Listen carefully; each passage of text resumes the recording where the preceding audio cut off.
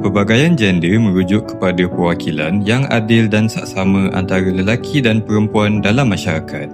Ia bermaksud kedua-dua jantina diberikan peluang yang sama rata untuk menyumbang dalam bidang pendidikan, ekonomi, politik dan sosial. Konsep ini sangatlah penting kerana ia memastikan pembangunan negara tidak hanya bergantung kepada satu pihak sahaja, tetapi ia melibatkan tenaga dan kepakaran daripada lelaki dan wanita secara seimbang.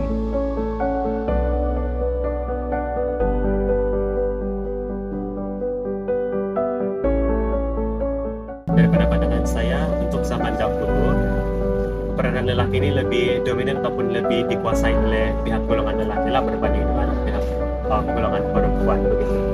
Sebab kita dapat lihat bahawa sebagai contoh dalam bidang politik, kita dapat lihat pada zaman dahulu ianya sangat-sangat didominasi oleh golongan lelaki, manakala pihak wanita pula lebih kepada urusan domestik seperti mengurus rumah dan juga mengurus anak-anak. Tapi pada zaman sekarang kita dapat lihat bahawa peranan golongan lelaki dan golongan wanita ini lebih seimbang dan juga lebih adil. Sebab sebagai contoh lagi dalam bidang politik, seperti yang saya kata sebentar tadi, golongan lelaki ini dia masih memainkan peranan yang penting dalam bidang politik ini, tetapi kita dapat lihat bahawa keterlibatan golongan wanita dalam bidang politik juga sudah semakin seimbang. Sebagai contoh, pada masa sekarang kita dapat lihat bahawa golongan wanita juga sudah ada yang menjadi wakil rakyat ataupun penghubal dasar.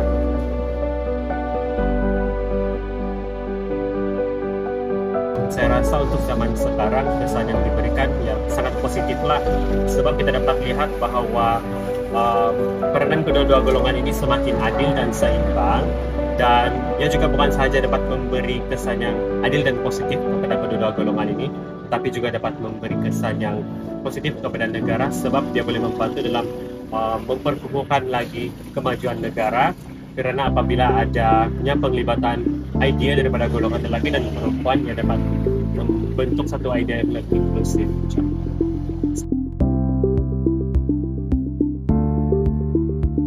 Menurut pandangan saya, pada masa sekarang dia masih dalam keadaan yang berkembang dan juga dalam keadaan yang berkembang lah, sebab untuk kepelbagaian gender ini dia dipengaruhi oleh beberapa faktor seperti faktor budaya dan juga agama. Tetapi sekarangnya kita melihat daripada golongan generasi muda, penerimaan untuk kepelbagaian gender ini dia lebih bersifat terbuka, kerana seperti yang kita tahu, generasi muda zaman sekarang ini lebih terdedah dengan media sosial dan juga pendidikan global. Jadi daripada aspek-aspek tersebut kita dapat lihat bahawa penerimaan untuk kepelbagaian gender ini dia masih dalam proses yang berkembang, tetapi dia boleh menjadi sesuatu yang positif kepada masyarakat.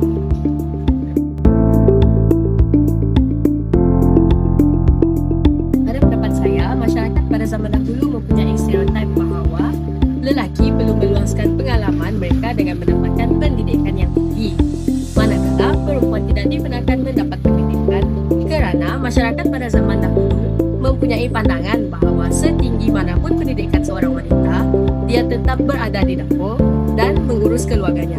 Berbanding zaman sekarang, pemikiran masyarakat lebih terbuka tentang kepelbagaian gender dalam bidang pendidikan.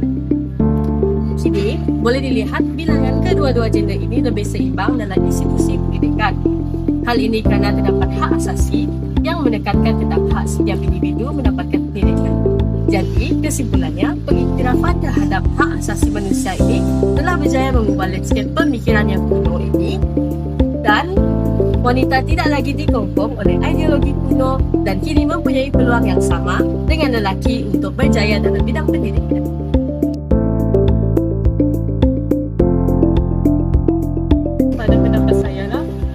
Pada zaman dahulu, sektor pertanian didominasi oleh golongan lelaki kerana kebanyakan kerja. Pertanian memerlukan perbuatan fizikal seperti membajak sawah, menebang pokok, membuka kawasan pertanian dan mengendalikan peralatan tradisional. Untuk wanita pula pada zaman dahulu, mereka lebih dominan dalam pekerjaan di dalam rumah ataupun menuai hasil daripada pertanian.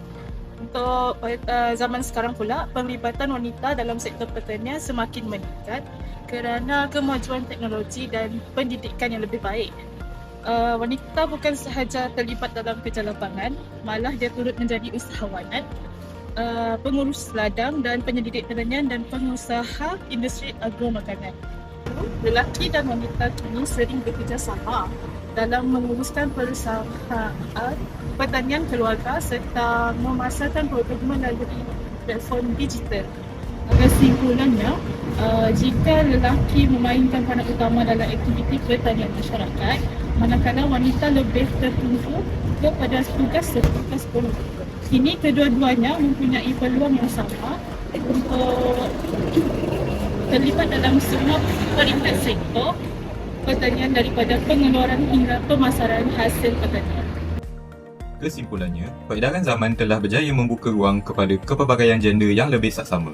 Pemberian hak dan peluang yang sama rata ini amatlah penting bagi memastikan sumbangan tenaga daripada kedua-dua jantina dapat disepadukan secara seimbang dan memacu pembangunan negara kepada lebih progresif.